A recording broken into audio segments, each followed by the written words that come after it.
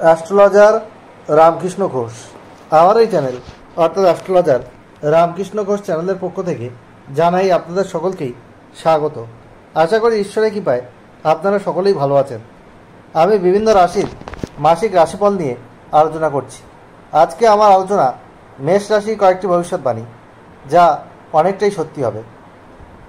জুলাই 2025 মেষ রাশির স্বাস্থ্য কেমন যাবে, তাদের শিক্ষা, প্রাথমিক শিক্ষা, কলেজ বিদ্যা, উচ্চশিক্ষা কেমন হবে, তাদের কর্ম, চাকরি বা ব্যবসা কেমন হবে, তাদের বিবাহিত জীবন, প্রেম কেমন যাবে, তাদের ওভারঅল ভাগ্য কেমন যাবে, তাদের পিতামাতার স্বাস্থ্য কেমন যাবে, এইসব নিয়েই কিন্তু আমার আজকের আলোচনা।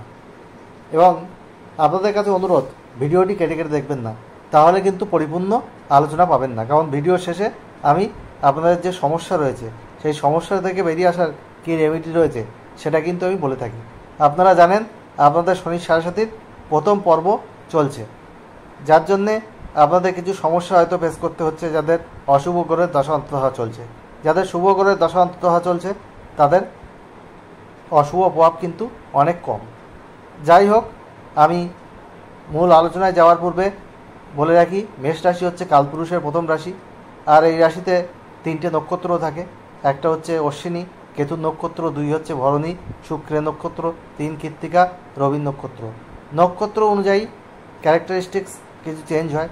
তবে মেষ রাশি হচ্ছে জাতক জাতিকারা হয় এটা করব, না হলে এটা করব। এরা কিন্তু প্রচণ্ড জেদি হয়, পরিশ্রমী মনোভাবের হয়। এরা জীবনে সফলতা অর্জন করতে পারে। এরা একটু অস্থির চঞ্চল মনের হয়। এবং এই মেষ রাশি মানুষরা ঘুরতে কিন্তু খুব ভালোবাসে। আর এদের মধ্যে একটা সাহসিকতা দেখতে পাওয়া যায়, এদের মধ্যে আত্মবিশ্বাস থাকে। কারণ এই রাশির অধিপতি গ্রহ হচ্ছে মঙ্গল। মঙ্গল হচ্ছে সেনাপতি। তাহলে জুলাই 2025 রাশির যে অধিপতি মঙ্গল, সে কিন্তু থাকছে পঞ্চমে কেতুযুক্ত হয়ে। এই পঞ্চমে মঙ্গল কিন্তু স্ট্রং, কিন্তু কেতুযুক্ত হচ্ছে, সেখানে রাহুর দৃষ্টি থাকছে, একাদশে রাহু, এবং দ্বাদশে থাকছে শনি। এবং আপনাদের রাশির দ্বিতীয় থাকছে শুক্র, দ্বিতীয়পতি স্বক্ষেত্রে। রাশির তৃতীয় থাকছে বৃহস্পতি এবং রবি, আপনাদের নবমপতি এই বৃহস্পতি, এবং রবি আপনাদের পঞ্চমপতি। আর চতুর্থে থাকছে বুধ। আর আপনাদের এই মাসে যেটা দেখা যাচ্ছে, স্বাস্থ্যের ব্যাপারে প্রথমে বলবো। স্বাস্থ্যের ব্যাপারে তেমন কোনো অসুবিধা দেখা যাচ্ছে না। এই মাসে শেষের দিকে 26শে জুলাই মঙ্গল আপনাদের ষষ্ঠে গোচর করবে। এই ষষ্ঠ ভাব থেকে রোগ ঋণ বিচার করা হয়, তখন স্বাস্থ্যের ব্যাপারে সমস্যা আরও বাড়তে পারে। যাই হোক, এই জুলাই 2025 স্বাস্থ্যের ক্ষেত্রে যেমন আপনাদের খাদ্যের বিষয়ে কিন্তু সচেতন থাকতে হবে। পেটের কিছু সমস্যা, স্কিনের কিছু সমস্যা, তারপরে আপনাদের ছোটোখাটো রক্তপাত, অ্যালার্জি, এই জাতীয় কিছু সমস্যা কিন্তু আপনাদের আসতে পারে। নিয়মিত যোগব্যায়াম করুন, এক্সারসাইজ করুন, হাঁটাচলা করুন, আর ডাবের জল বা আপনারা আখের রস এগুলো পান করুন। তাহলে আপনারা এই গরমে শুভ ফল পাবেন স্বাস্থ্যের বিষয়ে। আর আপনাদের বলবো এবার এডুকেশনের ক্ষেত্রে, আপনাদের চতুর্থপতি হচ্ছে চন্দ্র, সে 2 দিন 6 ঘন্টা অন্তর রাশি পরিবর্তন করে। পঞ্চমপতি রবি, সে তৃতীয় রয়েছে বৃহস্পতি যুক্ত হয়ে, কিন্তু পঞ্চমে মঙ্গল রাশির অধিপতি এবং কেতু যুক্ত হয়ে রয়েছে। আপনাদের নবমপতি আছে বৃহস্পতি, সে কিন্তু রাশির তৃতীয় রয়েছে পঞ্চমপতি যুক্ত হয়ে। আপনাদের পড়াশুনোর জায়গায় খুব একটা খারাপ নয়, পড়াশুনোর জায়গায় যথেষ্ট সফলতা রয়েছে, কিন্তু শনির সাড়ে সাথে চলছে, পরিশ্রম বেশি করতে হবে, কনসেন্ট্রেশন আপনাদের বাড়াতে হবে। স্মৃতিশক্তি এই শনির সাড়ে সাথে একটু কমে যায়, সেই জায়গাটায় আপনাদের একটু খেয়াল রাখতে হবে।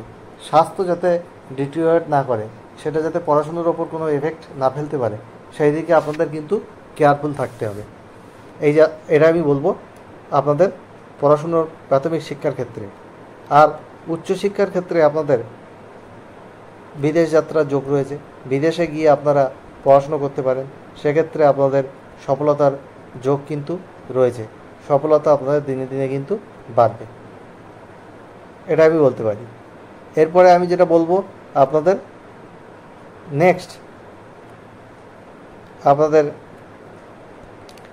উচ্চশিক্ষার পরে আপনাদের যে বিষয়ে আসবো প্রেম। আপনাদের পঞ্চমপতি রবি কিন্তু তৃতীয় বৃহস্পতি যুক্ত, পঞ্চমে মঙ্গল ও কেতুর অবস্থান। আপনার পার্টনার হয়তো আপনার জন্য অনেক কিছু করছে, কিন্তু আপনার সেটা মনে হচ্ছে যে সে আপনার জন্য তেমন কিছু করছে না, এইরকম একটা ব্যাপার চলে আসবে। প্রেমের ক্ষেত্রে কিছু ডিসস্যাটিসফ্যাকশান কিন্তু অবশ্যই আপনাদের জীবনে আসবে, তাই অ্যাডজাস্টমেন্ট করে কিছুটা চলতে হবে, একটু কম্প্রোমাইজ করে চলতে হবে, নিজের ওপরে আত্মবিশ্বাস রাখতে হবে, তবেই কিন্তু প্রেম সম্পর্ক আরও ভালো হবে।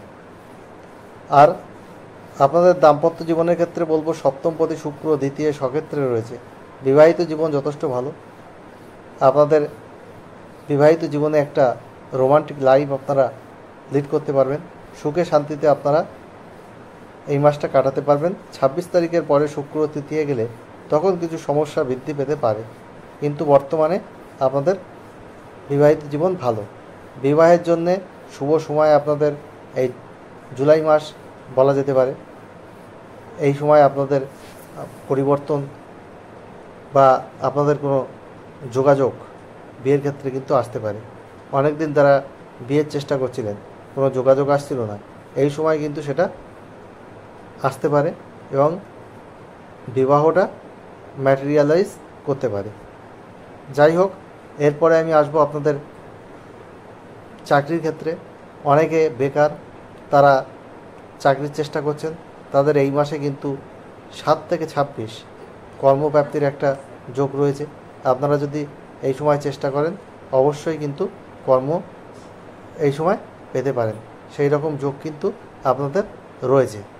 তবে বলবো আপনাদের কর্মের ক্ষেত্রে কিছু দায়িত্ব বৃদ্ধি পাবে, যেহেতু আপনাদের দশমপতি একাদশপতি দ্বাদশে রয়েছে, শনির সাড়ে সাথে চলছে। কর্মের ক্ষেত্রে রেসপন্সিবিলিটি বৃদ্ধি পাবে, চাপ বৃদ্ধি পাবে, স্ট্রেস থাকবে, আপনাদের কে আরও বেশি চ্যালেঞ্জের মুখোমুখি হতে হবে।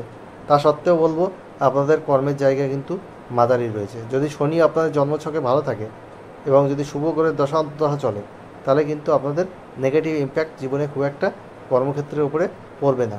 ব্যবসার ক্ষেত্রে কিন্তু আপনাদের সপ্তমপতি দ্বিতীয় রয়েছে, ব্যবসার ক্ষেত্রে উন্নতির জায়গা রয়েছে, আপনাদের ইনকাম বৃদ্ধি পাবে, আপনাদের অর্থ আসবে। কিছু কিছু ক্ষেত্রে হয়তো মাঝে মধ্যে কিছু সমস্যা আসতে পারে, সেটা খুব একটা কিন্তু সমস্যা ক্রিয়েট করবে না। যারা ক্রিয়েটিভ লাইনের সঙ্গে রয়েছেন, বাদ্যযন্ত্র বাজান, যারা বিউটি পার্লারের সঙ্গে যুক্ত, যারা সেলুনের কাজ করেন, যারা ফ্যাশন ডিজাইনার, যারা সঙ্গীত অভিনয় নাটক এইসবের সঙ্গে যুক্ত, তাদের কিন্তু প্রফেশনটা ভালোর দিকে যাচ্ছে। আর আপনাদের এই ব্যবসার ক্ষেত্রে এ মাস কিন্তু খারাপ নয়। 26শে জুলাইয়ের পরে কিছু সমস্যা আপনাদের আসতে পারে এবং পার্টনারশিপ বিজনেস আপনাদের কিন্তু এই 7 থেকে 26 জুলাই ভালোই যাবে, এটা কিন্তু বলা যায়। যাই হোক, আপনারা চালিয়ে যান আপনাদের ব্যবসা, কোনো অসুবিধা তেমন কিছু কিন্তু দেখা যাচ্ছে না। আর আমি এরপরে বলবো আপনাদের ভাগ্যের ক্ষেত্রে কিন্তু উন্নতি রয়েছে, ভাগ্যের জায়গা আপনারা সাপোর্ট পাবেন। আর আপনারা যেটা করবেন সেটা হচ্ছে আপনাদের প্রতিদিন আপনাদের সূর্য প্রণাম করতে হবে, সূর্য মন্ত্র সহযোগে 7 বার সকালবেলা স্নান করার পর।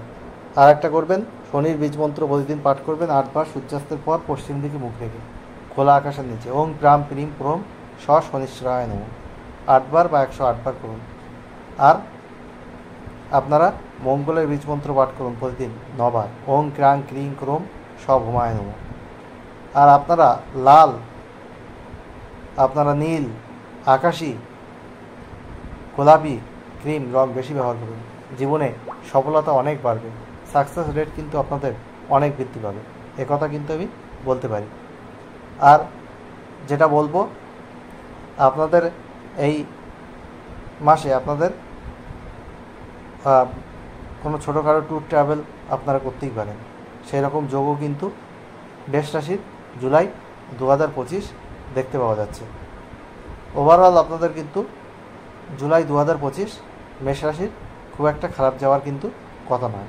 শনির 7.5 প্রথম ফেজ চলা সত্ত্বেও আকস্মিক আপনাদের অর্থপ্রাপ্তির কিন্তু যোগ রয়েছে, সেটাও আমি বলে দিলাম।